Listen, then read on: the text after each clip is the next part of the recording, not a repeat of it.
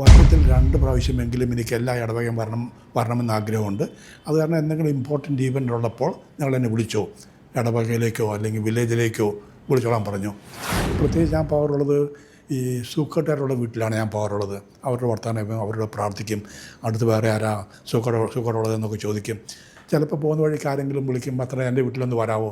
അവർ Christians നിർബന്ധമില്ല, അല്ലാത്തവരും വിളിക്കും. ഞാനെപ്പോഴും ക്യാസക്കിലാണ്, അവിടെയും പോയി പ്രാർത്ഥിക്കാറുണ്ട്. അതൊരു നല്ല എക്സ്പീരിയൻസാണ്. വണ്ടി രണ്ടും മല കയറിയില്ല, മുഴുവൻ മണലായിരുന്നു. എന്നിട്ട് ഞങ്ങളെല്ലാവരും കൂടി, ഞാനും എല്ലാവരും കൂടി നല്ല പച്ച മുള അത് കെട്ടി ഞങ്ങൾ വലിച്ച് കയറ്റി, മുള കയറ്റി. അതൊക്കെ നമ്മുടെ അച്ഛന്മാർക്ക് അത്ഭുതമായി തോന്നി, മെത്രാൻ ഇതൊക്കെ ചെയ്യോ ഇല്ലയോ എന്ന്. ക്രിസ്ത്യൻ്റെ ലാൻഡ് വേറൊരു ക്രിസ്ത്യനെ മേടിക്കാൻ പറ്റുള്ളൂ. ഒരു ക്രിസ്ത്യന് ഹിന്ദുസിൻ്റെയോ മുസ്ലിംസിൻ്റെ ലാൻഡ് മേടിക്കാൻ പറ്റിയില്ല.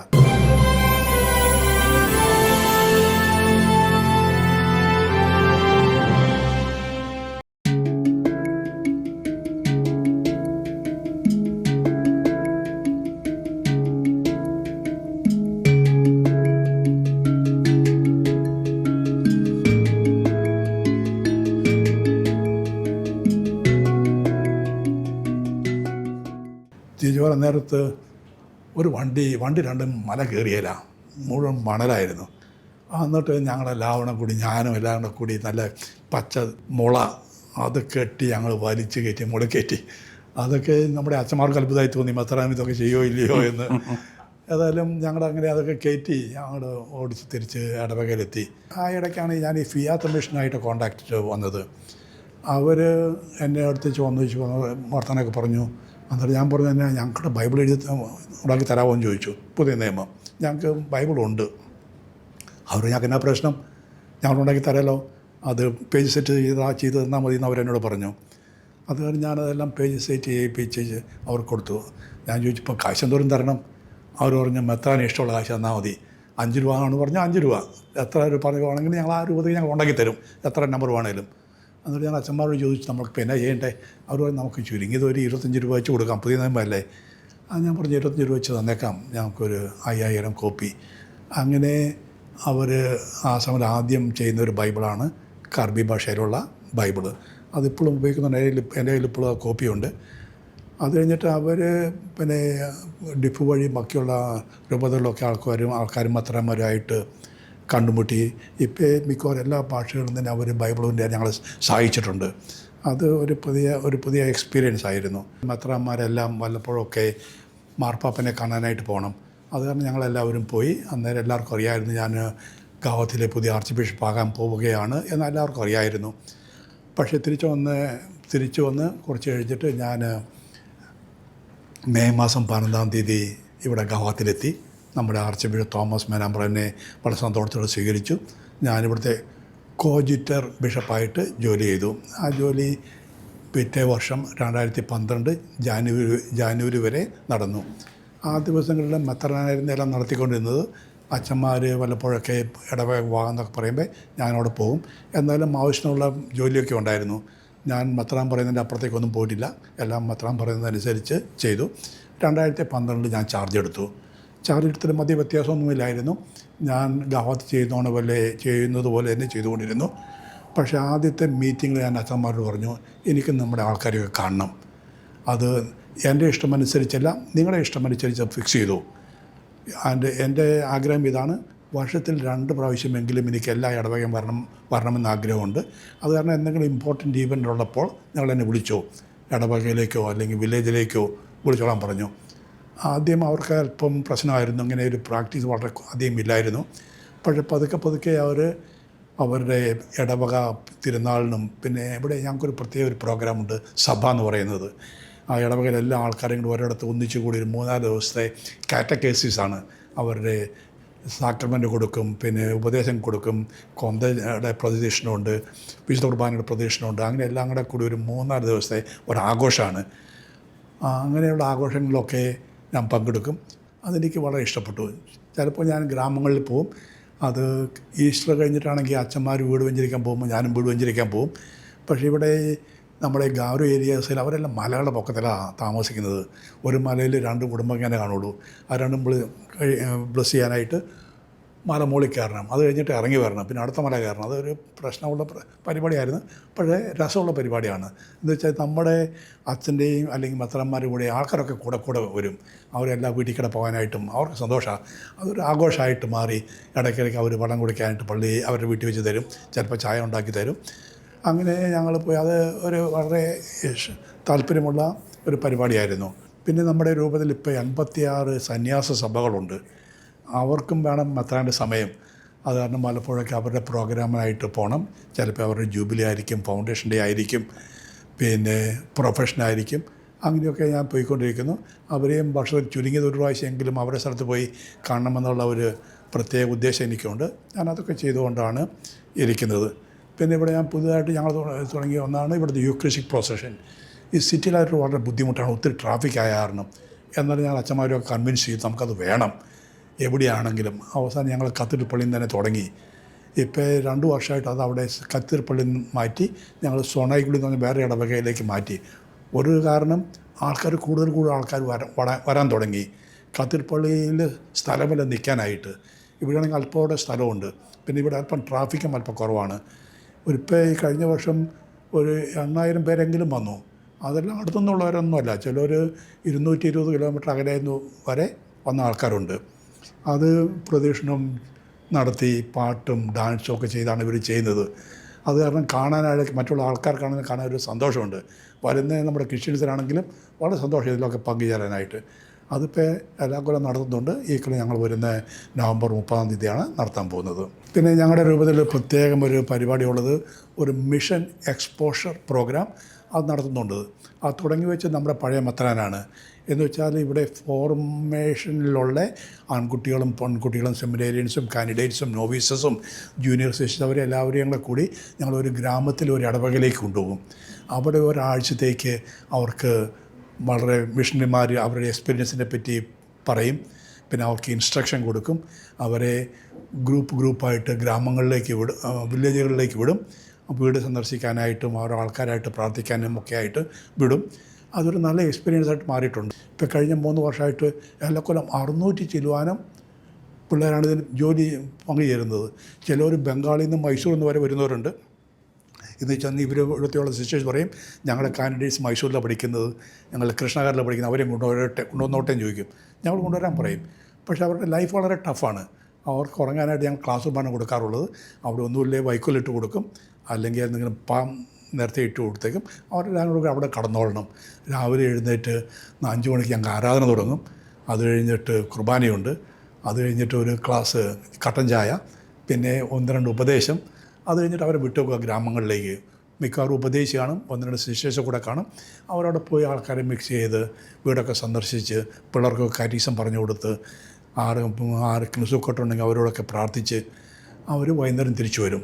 തിരിച്ചു വരുമ്പോൾ അവർ മറ്റെല്ലാവരോടും പറയണം ഞങ്ങൾ ഇന്ന് എന്തൊക്കെയാണ് സംഭവിച്ചത്, എക്സ്പീരിയൻസൊക്കെ പറയണം. അതൊരു നല്ല എക്സ്പീരിയൻസ് ആയിട്ട് മാറിയിട്ടുണ്ട്. ആ സമയത്ത് മാത്രമല്ല ഞങ്ങൾ 2 പേരും അവരുടെ കൂടെ ഉണ്ട്. പിന്നെ അവരുടെ കൂടെ വില്ലേജിൽ പോകണമെന്നില്ല, ഞാനും ഗ്രാമത്തിൽ പോവും, വീടുകളൊക്കെ സന്ദർശിക്കും. പ്രത്യേകിച്ച് ഞാൻ പോകാറുള്ളത് ഈ സൂക്കട്ടുകാരുടെ വീട്ടിലാണ് ഞാൻ പോകാറുള്ളത്. അവരുടെ വർത്തമാനം അവരോട് പ്രാർത്ഥിക്കും. അടുത്ത് വേറെ ആരാ സൂക്കട്ടുള്ളതെന്നൊക്കെ ചോദിക്കും. ചിലപ്പോൾ പോകുന്ന വഴിക്ക് ആരെങ്കിലും വിളിക്കും, അത്ര എൻ്റെ വീട്ടിലൊന്ന് വരാമോ.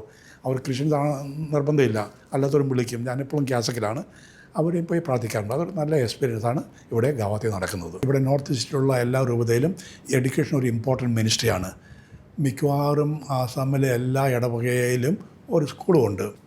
അത് മിക്കവാറും അവിടുത്തെ വികാരിച്ചനായിരിക്കും അവിടുത്തെ പ്രിൻസിപ്പാൾ, ഒരു സിസ്റ്ററായിരിക്കും അവിടുത്തെ വൈസ് പ്രിൻസിപ്പാൾ അല്ലെങ്കിൽ ഹെഡ്മിസ്ട്രസ്. ഇപ്പോൾ ഇങ്ങനെയുള്ള കാരണം ഞങ്ങൾ മിക്കവാറും എല്ലാ കാത്തലിക് ചിലനും എഡ്യൂക്കേഷൻ കിട്ടുന്നുണ്ട്. പിന്നെ നേരത്തെയൊക്കെ സ്കൂളിലൊക്കെ LP സ്കൂളേ ഉണ്ടായിരുന്നുള്ളൂ. പിന്നെ അതിപ്പോൾ എല്ലാം UP സ്കൂളായി, ഇപ്പോൾ എല്ലാം ഹൈസ്കൂളായി. ഇപ്പം മിക്കവാറും പതുക്കെ ഹയർ സെക്കൻഡറി ആകുന്നുണ്ട്. അത് കാരണം എഡ്യൂക്കേഷന് ഇപ്പം ഞങ്ങൾ ഒത്തിരി ഇമ്പോർട്ടൻ്റ് കൊടുത്തിട്ടുണ്ട്. അതിൻ്റെ ഇമ്പ്രൂവ്മെൻറ്റും ഉണ്ട്. ഇപ്പോൾ ചില ഗ്രാമങ്ങളിൽ ചെല്ലുമ്പോൾ കാണാം മിക്കവാറും എല്ലാവരും ഗ്രാജുവേറ്റ്സാണ്. ജോലിയില്ല എന്നുള്ള പ്രശ്നത്തിലാണ് ഇപ്പോൾ അവർ വീണിരിക്കുന്നത്. അല്ലാതെ എഡ്യൂക്കേഷൻ പൊതുവേ ഉണ്ട്. പിന്നെ പോവർട്ടി ഉണ്ട്, പക്ഷേ അട്ടർ പോവർട്ടി ഇല്ല. ആഹാരമില്ലാത്തവർ ആരെയും തന്നെ കാണിയില്ല. പക്ഷെ അധികം കാശുള്ളവരാരുമില്ല. അവർക്കൊരു പള്ളി ഉണ്ടാക്കണമെങ്കിലോ അങ്ങനെ ഉണ്ടാക്കണം എന്നുള്ള കഴിവ് അവർക്ക്, സഹായിക്കാനുള്ള കഴിവ് അവർക്കില്ല. അവർ ജീവിച്ചു പോകും. കക്ഷിച്ച് പ്രൈമറി സ്കൂളിലെ അല്ലെങ്കിൽ സ്കൂളിലെ ഫീസ് കൊടുത്ത് മുന്നോട്ട് പോകാൻ പറ്റും. അതാണ് പൊതുവായിട്ടുള്ള സാമ്പത്തിക സ്ഥിതി. എംപ്ലോയീസ് വളരെ കുറവാണ്. സിറ്റിയിലും ഞങ്ങളുടെ കാത്തലിക്സ് വളരെ കുറവാണ്. എൻ്റെ രൂപത്തിൽ ഏറ്റവും കൂടുതലുള്ളത് ഗാരോ സ്പീക്കിംഗ് ആൾക്കാരാണ്. അവരെല്ലാവരും ഒരു റീജിയനിലാണ്. അവിടെ എല്ലാവരും തന്നെ നല്ല ക്രിസ്ത്യൻസാണ്, നന്നായിട്ട് മുന്നോട്ട് പോകുന്നു. പിന്നെ പൊളിറ്റിക്സുമായിട്ട് പറയുവാണെങ്കിൽ ഇപ്പോൾ ആസാമിൽ BJP ഗവൺമെൻറ്റാണ് റൂൾ ചെയ്യുന്നത്. പൊതുവെ അവർ ഞങ്ങൾക്ക് പ്രശ്നങ്ങൾ തരുന്നില്ല. പക്ഷേ ഇൻഡയറക്റ്റായിട്ട് വളരെ പ്രശ്നങ്ങളുണ്ട്. പിന്നെ ഇപ്പോൾ ഒരു പുതിയ ലോ വരാൻ പോകുന്നുണ്ട്. ആ ലോ വന്നാൽ ഞങ്ങൾക്ക് പ്രശ്നമുണ്ടാകും. ആ ലോ അനുസരിച്ച് ഇപ്പോൾ ഒരു ക്രിസ്ത്യൻ്റെ ലാൻഡ് വേറൊരു ക്രിസ്ത്യനെ മേടിക്കാൻ പറ്റുള്ളൂ. ഒരു ക്രിസ്ത്യന് ഹിന്ദുസിൻ്റെയോ മുസ്ലിംസിൻ്റെ ലാൻഡ് മേടിക്കാൻ പറ്റിയില്ല. അത് വരുവാണെങ്കിൽ ഞങ്ങൾക്കൊരു വലിയ ഒത്തിരി അടിയായിട്ടിരിക്കും. പ്രത്യേകിച്ച് ഞങ്ങളൊക്കെ വളരെ ഗ്രോയിങ് പള്ളികളാണ്, ചർച്ചാണ്, സഭയാണ്. ഞങ്ങൾക്ക് സ്ഥലം വേണം, പുതിയ സ്കൂൾ തുടങ്ങണം, ഇടവക തുടങ്ങണം, മഠങ്ങൾ തുടങ്ങണം. അങ്ങനെയാണെങ്കിൽ സ്ഥലം മേടിക്കാനായിട്ട് നമ്മുടെ ക്രിസ്ത്യൻസിൻ്റെ സ്ഥലമില്ല. അത് കാരണം അത് എങ്ങനെയാകുമെന്ന് ഞങ്ങൾക്ക് അല്പം ആയിട്ടിരിക്കുകയാണ്. എന്താണെന്ന് അറിയാൻ പാടില്ല. അത് ഞങ്ങൾ ദൈവത്തിന് ഏറ്റു കൊടുത്തേക്കുവാണ്. ദൈവത്തിൻ്റെ രാജ്യമാണല്ലോ, ദൈവം നോക്കിക്കോളെന്നും പറഞ്ഞുകൊണ്ട് ഞങ്ങൾ ഇരിക്കുന്നുണ്ട്. സ്ഥലം കിട്ടാനുള്ള സാധ്യതകളൊക്കെ ഞങ്ങൾ പ്രോസസ്സ് ചെയ്തുകൊണ്ടിരിക്കുന്നു. ആസാമിലെ പ്രത്യേക ഒരു പ്രശ്നം നടക്കുന്നതുകൊണ്ട് ഇവിടെ 5-6 കമ്മ്യൂണിറ്റീസ് ഉണ്ട്. അവർ പറയുന്നത് ഞങ്ങൾ ട്രൈബലായിട്ട് കൺസിഡർ ചെയ്യണം എന്നും പറഞ്ഞുകൊണ്ട് അജിറ്റേഷൻ നടന്നുകൊണ്ടിരിക്കുകയാണ്. അതിൽ ഒന്നാണ് ആദിവാസി കമ്മ്യൂണിറ്റി. മിക്കവാറും ഈ ചായ തോട്ടങ്ങൾ ജോലി ചെയ്യുന്ന ആൾക്കാർ. കഴിഞ്ഞ 2 മീറ്റിങ്ങിൽ 1,00,000 ആൾക്കാർ കൂടുതൽ അവർ വന്നു. അവർ പറയുന്നത് ഞങ്ങളും ട്രൈബലായിട്ട് ഞങ്ങളെ കണക്കാക്കണം, അത് കാരണം ഞങ്ങൾക്ക് എല്ലാത്തിലും സംവരണം ഉണ്ടാകണമെന്ന് പറഞ്ഞുകൊണ്ട് അവർ അജിറ്റേഷൻ നടത്തുന്നുണ്ട്.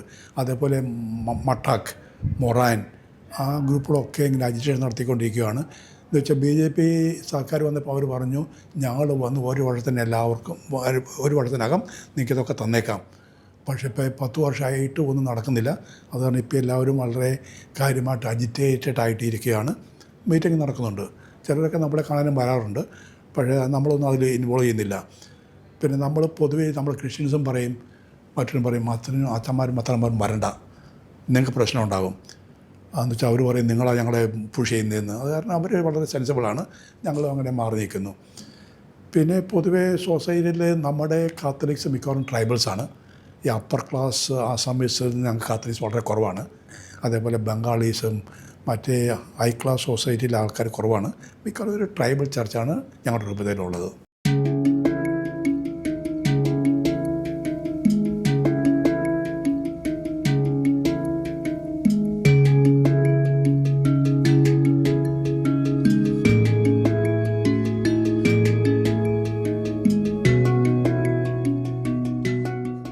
ലേറ്റസ്റ്റ് കണക്കനുസരിച്ച് എൻ്റെ രൂപതയിൽ ഇപ്പോൾ 201-202 അച്ഛന്മാരുണ്ട്. അതിൽ 45 അച്ഛന്മാർ ഇടവ വൈദികരാണ്, മറ്റെല്ലാം സന്യസ്തരാണ്. സന്യസ്തർ 28 സഭയിൽപ്പെടുന്നവരാണ്. അവർ മിക്കവാറും ഇൻസ്റ്റിറ്റ്യൂഷനിലാണ്, എന്നുവെച്ചാൽ സ്കൂളും അങ്ങനെ മറ്റുള്ള പരിപാടികളൊക്കെ നടത്തിക്കൊണ്ടിരിക്കുന്നതാണ്. പ്രധാനമായിട്ട് ഇടവകകളിൽ നിൽക്കുന്നത് വികാരച്ചൻ, നമ്മുടെ ഇടവക അച്ഛന്മാരാണ്. ഇടവക അച്ഛന്മാർ പൊതുവെ കുറവാണ് ഞങ്ങൾക്ക്. അത് കാരണം പല ഇടവകയും ഞങ്ങൾ സന്യസ്തരയിലേക്ക് ഏൽപ്പിച്ചു കൊടുത്തേക്കുവാണ്. ഒരു പുതിയ ഇടവക തുടങ്ങണമെങ്കിൽ തന്നെ ഞങ്ങൾ അവർ ചോദിക്കുന്നത് ഏറ്റെടുക്കുക 5 വർഷത്തേക്കോ 10 വർഷത്തേക്കോ. മിക്കവാറും ഒരു ഞങ്ങൾ പെർമനൻ്റായിട്ട് തരാമെന്ന് പറഞ്ഞാൽ മിക്കവാറും അവർ ഏറ്റെടുക്കും. അതൊരു പ്രശ്നമുണ്ട്. ഈ 45 പേരിൽ 2 പേര് വളരെ സീനിയറാണ്. പിന്നെ എല്ലായിടത്തും ഉള്ള പോലെ 2 പേരെ അങ്ങനെ ജോലിക്കൊന്നും ചെയ്യാൻ അവർക്ക് കഴിവില്ല. മറ്റേ എല്ലാവരും ചെയ്യുന്നുണ്ട്. പൊതുവെ കുറവാണ് ഞങ്ങളുടെ അച്ഛന്മാർ. എനിക്ക് തോന്നാറുള്ള ഒരു 5-6 അച്ഛന്മാരുണ്ടായിരുന്നെങ്കിൽ ചിലയിടത്തോളം ടെൻഷൻ അല്പോടെ ഈസ് ചെയ്യാമെന്ന് എനിക്ക് തോന്നിയിട്ടുണ്ട്. പക്ഷേ നമുക്ക് കിട്ടിയത് കൊണ്ട് നമ്മൾ സാറ്റിസ്ഫൈ ചെയ്യുന്നു. പക്ഷേ ഇവിടുന്ന് റിക്രൂട്ട് ചെയ്യുന്നുണ്ട് പിള്ളേരെ. ഞങ്ങളുടെ രൂപതയിൽ നിന്നും അടുത്തുള്ള രൂപതയിൽ നിന്നൊക്കെ ഞങ്ങൾ പിള്ളേരെ റിക്രൂട്ട് ചെയ്യുന്നുണ്ട്. പിന്നെ ആദ്യമായിട്ട് ഞങ്ങളുടെ രൂപതയിൽ തന്നെ. പിന്നെ മറ്റുള്ള അടുത്തുള്ള മെത്രന്മാരും എതിർക്കുന്നില്ല. ആ രൂപതയിൽ നിന്നും നല്ല താല്പര്യമുള്ള പിള്ളേരെ ഞങ്ങൾ ഇങ്ങോട്ട് കൊണ്ടുവരുന്നുണ്ട്. അവരും ഇത് ഒത്തിരി ഡ്രോപ്പ് ഔട്ടുണ്ട്. എല്ലാ കൊല്ലവും 1-2 വെച്ച് അച്ഛന്മാരെ ഉണ്ടാകുന്നുള്ളൂ. അതിന് ഞങ്ങൾക്ക് സങ്കടമില്ലാത്ത ഒന്നെങ്കിലും ഉണ്ടല്ലോ എന്നുള്ളൊരു സന്തോഷമുണ്ട്. പിന്നെ റിട്ടയർമെൻറ്റ് അത്രയൊക്കെ ഉണ്ടാകുന്നുള്ളൂ, 1-2 ഒക്കെ ഉണ്ടാകുന്നുള്ളൂ. അത് ഞങ്ങളുടെ നമ്പറും കൂടിക്കൊണ്ടിരിക്കുകയാണ്. കൂടുതലുണ്ടെങ്കിൽ കൂടുതലത്തെ ആൾക്കാരെ വിടാം. പിന്നെ പല സ്ഥലങ്ങളിലും ഒറ്റ അച്ഛനേ ഉള്ളൂ. അത് ഞങ്ങൾക്ക് താല്പര്യമില്ല.